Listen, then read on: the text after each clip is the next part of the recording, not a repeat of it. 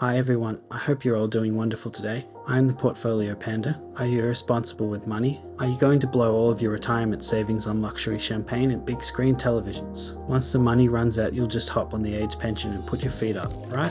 Well, the government certainly thinks you will anyway, but that brings me to today's topic. What is superannuation? Under Australia's superannuation system, employers are required to pay a percentage of a worker's pay into the employee superannuation account. The fund then invests the money into a range of options with the aim of making as much money for the employee as possible. When the employee comes to retirement, they can then access their super fund, which will hopefully have enough money in it for them to draw on in lump sums or regular installments to fund their retirement.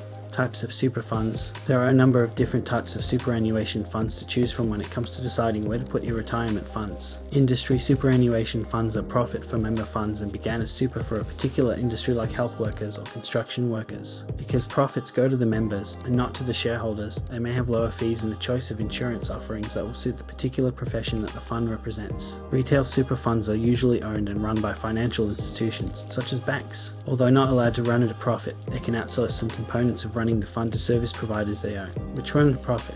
They may also be on the bank's own financial advisors' approved product lists of funds they can recommend to clients, which makes taking advice from these advisors blurry because they may be motivated by their company's interests more than their clients. Public sector funds are superannuation funds run for government employees. They are usually restricted to people working in the public sector. They will usually have limited investment options, but employers often contribute a larger percentage than the superannuation guarantee. Some big companies and employers have their own super fund they run for employees. Some companies appoint their own board of trustees and run and manage the fund themselves, while others will outsource the running of the fund to another superannuation fund.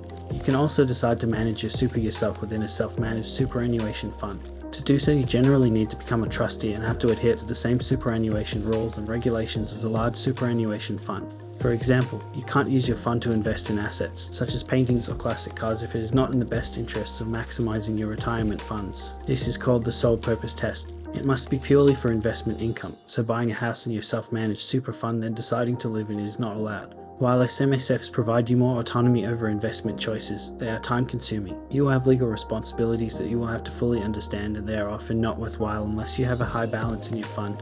How to compare super funds. While there are more exciting things you might like to do with your time, like riding a jet ski or enjoying a bit of bamboo, it can be worth having a look at the different super funds out there. A shocking amount of people don't even roll over their super balances when they change jobs and end up with 5 or 6 super funds all being slowly drained through fees and insurance policies. It's just giving money away for nothing. When you look at a super fund, a few things to consider are performance. A fund may perform well over the short term because of a range of factors, but it is the 5, 7 or even 10-year performance that gives you an idea of whether or not a fund can consistently deliver their members good returns. Fees. The fees that superannuation funds charge members vary widely but are generally broken down into administration fees and investment fees. Insurance. I won't get too much into insurance because it is a very individual topic, and if you want to find out exactly what insurance you might need, go and speak to a financial advisor that specializes in insurance recommendations. But if you know what you need, you can check what insurance the fund offers and the costs that are associated with it. Adding to your super balance. You can make additional super contributions to boost your balance, but doing so means you won't be able to access those funds again until retirement age. Concessional before tax contributions. In 2023, the annual concessional or before tax contributions cap is $27,500. Those contributions are taxed at 15%. This can be set up through a salary sacrificing arrangement with your employer.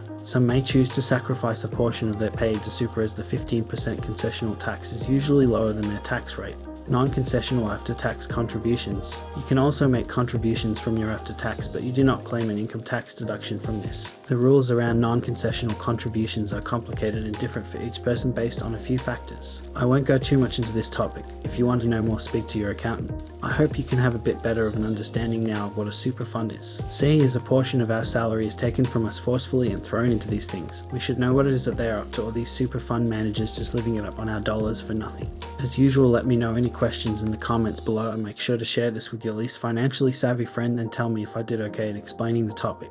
Your most valuable asset is your time. Thank you for sharing yours with me. Until next time.